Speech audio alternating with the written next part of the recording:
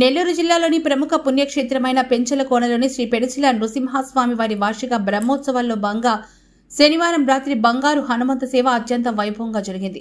శ్రీ పెడిసిల లక్ష్మీ నరసింహస్వామి వారు మహావిష్ణువు 6వ అవతారమైన శ్రీరామచంద్రుడి రూపంలో స్వర్ణ హనుమంతుడిపై కొలువు తీరి తిరుమాడ వీధుల్లో ఊరేగుతూ భక్తులకు దర్శనమిచ్చారు.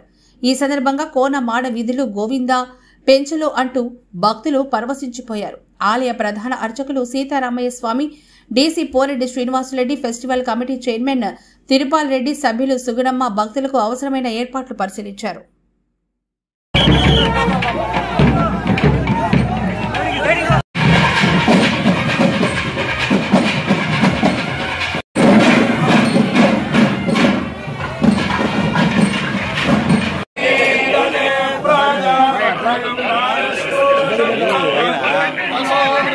Namaste.